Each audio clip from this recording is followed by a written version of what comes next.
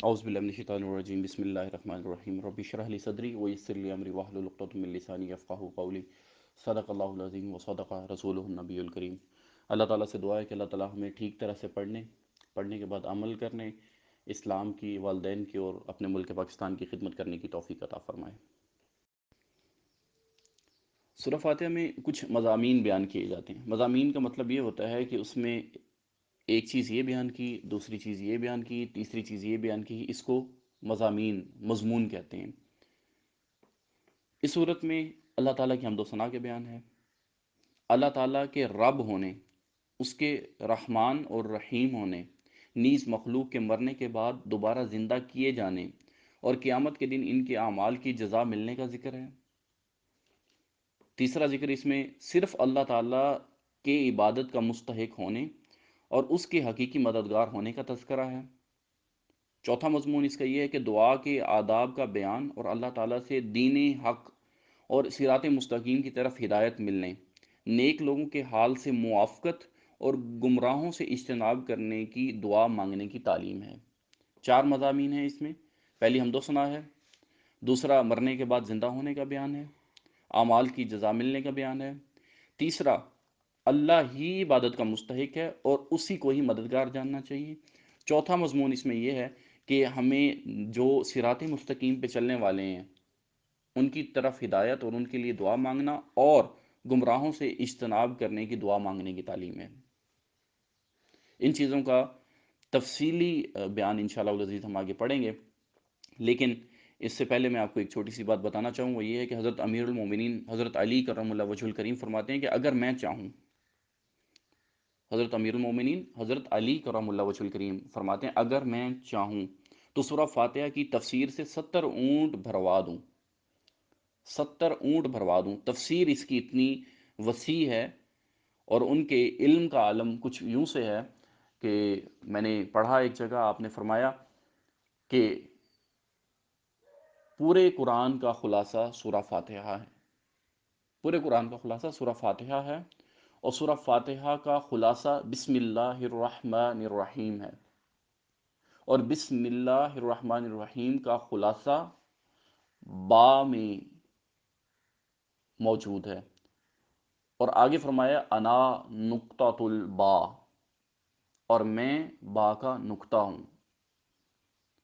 یہ حضرت علی کرم اللہ وجہ الکریم کا فرمان ہے، تو ان کے علم کا عالم کیا ہوگا وہ ہمارے تصور سے بالا تر ہے۔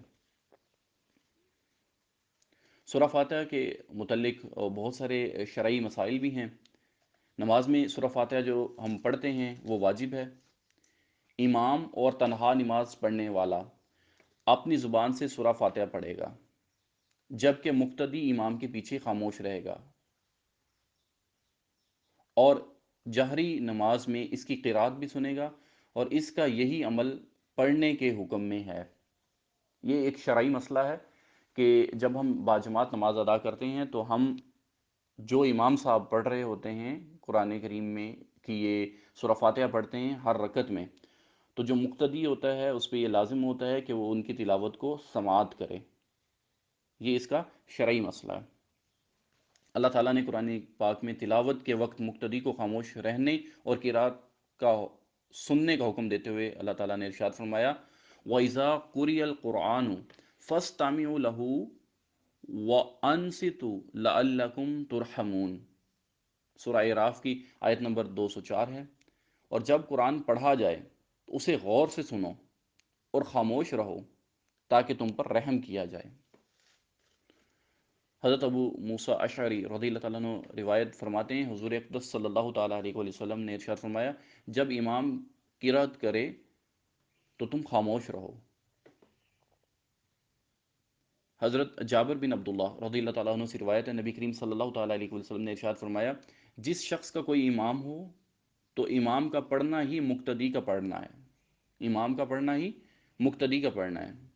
اس کے علاوہ اور بہت ساری احادیث موجود ہیں، لیکن ہم ایک چھوٹا سا میں واقعہ آپ کو پیش کروں گا، پھر اس کے بعد ہم آگے نکلتے ہیں انشاءاللہ العزیز۔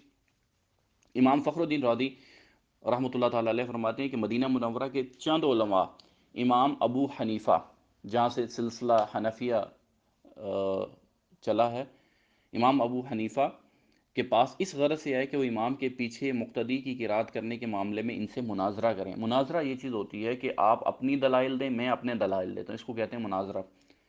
امام ابو حنیفہ رضی اللہ تعالیٰ عنہ ان سے فرمایا سب سے مناظرہ کرنا میرے لیے ممکن نہیں، آپ ایسا کریں کہ مناظرے کا معاملہ اس کے سپرد کر دیں جو آپ سب سے زیادہ علم والا ہے، تاکہ میں اس کے ساتھ مناظرہ کروں۔ انہوں نے ایک عالم کی طرف اشارہ کیا تو امام ابو حنیفہ رضی اللہ تعالیٰ عنہ نے فرمایا کیا یہ تم سب سے زیادہ علم والا ہے؟ انہوں نے جواب دیا ہاں۔ امام ابو حنیفہ رضی اللہ عنہ نے فرمایا کیا میرا اس کے ساتھ مناظرہ کرنا تم سب کے ساتھ مناظرہ کرنے کی طرح ہے؟ انہوں نے کہا ہاں۔ امام ابو حنیفہ رضی اللہ عنہ نے فرمایا اس کے خلاف جو دلیل قائم ہوگی وہ گویا تمہارے خلاف قائم ہوگی؟ انہوں نے کہا ہاں۔ امام ابو حنیفہ رضی اللہ تعالیٰ عنہ نے فرمایا اگر میں اس کے ساتھ مناظرہ کروں اور دلیل میں اس پر غالب آ جاؤں تو وہ دلیل تم پر بھی لازم ہوگی؟ انہوں نے کہا بالکل ہاں۔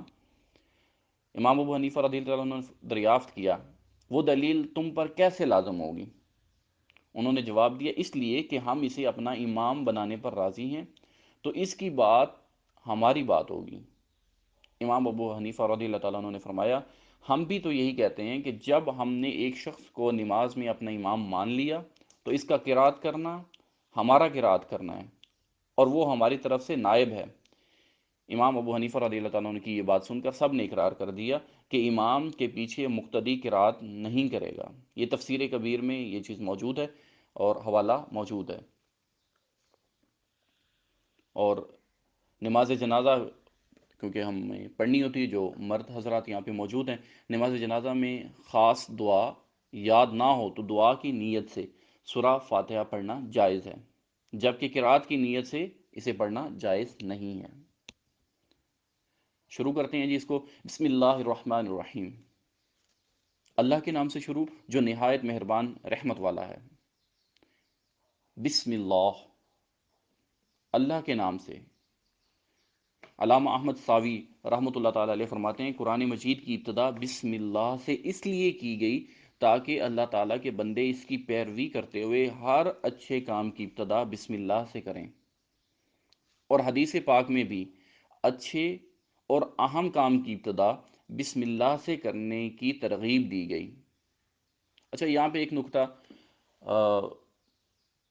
ہمارے معاشرے میں ایک معاملہ آتا ہے، وہ کچھ اس طرح سے ہوتا ہے کہ اگر ہم من حیث القوم بات کر رہا ہوں، اگر کوئی ہم ایسا کام جو کہ خلاف شرع ہوتا ہے، مزاح یا مذاق میں ہوتا ہے، ارادہ ہو جاتا ہے، دوست بیٹھتے ہیں کہتے ہیں کہ جی آج فلاں بندے کو ہم نے ہیچ دکھانا ہے، اس کی ہم نے انسلٹنگ یا اسے ہم کومنٹ کرنے ہیں اس پہ، تو آپس میں مشورہ کر رہے ہوتے ہیں نا، تو وہ کہتے ہیں کہ جی آج یہ معاملہ ہے جی، تو ایک بندہ دوسرے کو کہہ دیتا ہے ٹھیک ہے جی بسم اللہ کریں، تو یہ بات کہنا ناجائز ہے، بالکل بھی اس چیز کی اسلام اجازت نہیں دیتا۔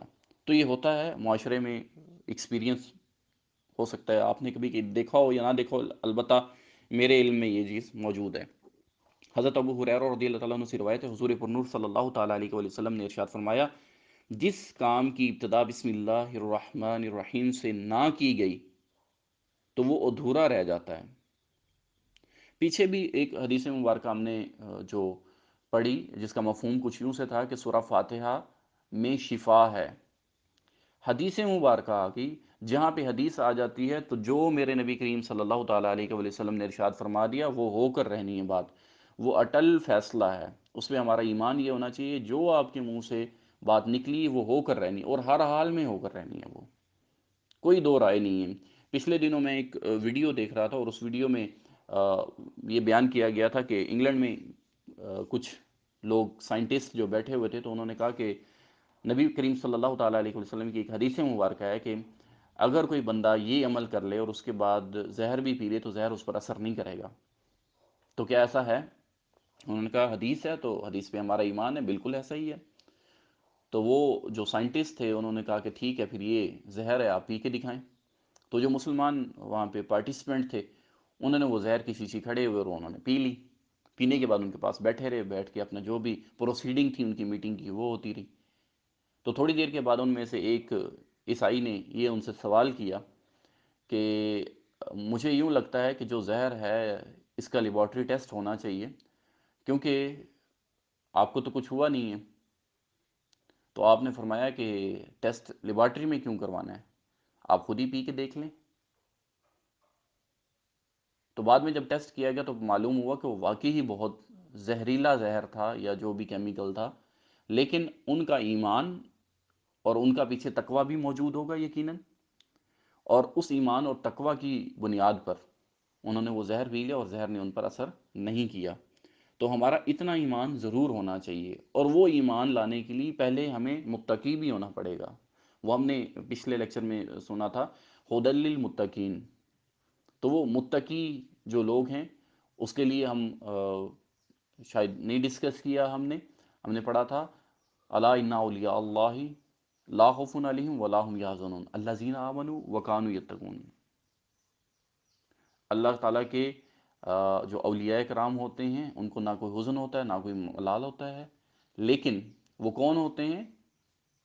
ان الذین آمنوا، وہ جو ایمان کے حد درجے کو پہنچے ہوتے ہیں، وکانوا یتقون، اور جو تقوی کے حد درجے کو پہنچے ہوتے ہیں۔ تو ولی کی ایک نشانی جو قرآن کریم نے ہمیں بیان کی ہے وہ کیا ہے؟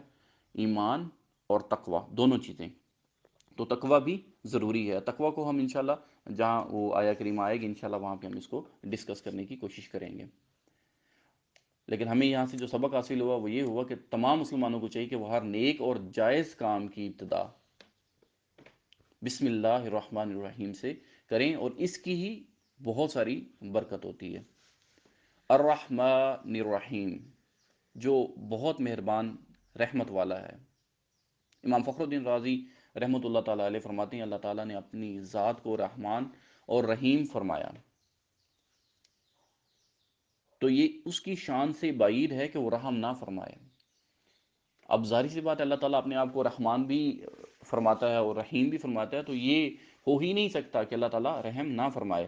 مروی ہے کہ ایک سائل نے بلند دروازے کے پاس کھڑے ہو کر کچھ مانگا تو اسے تھوڑا سا دے دیا گیا۔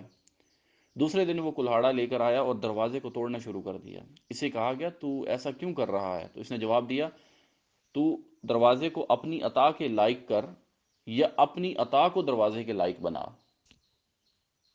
دوبارہ دہراتا ہوں، تو دروازے کو اپنی عطا کے لائق کر یا عطا کو اپنے دروازے کے لائق بنا۔ یعنی تیرا اتنا اونچا جو دروازہ ہے اور تو مجھے خیرات جو دے رہا ہے وہ انتہائی کم ہے، تو اتنا اونچا دروازہ لگانے کی کیا ضرورت ہے؟ یا تو اپنے شعار کو بھی دروازے کی طرح بلند کر، یا پھر جو دروازہ ہے اس کو اپنے شعار کے مطابق لگا۔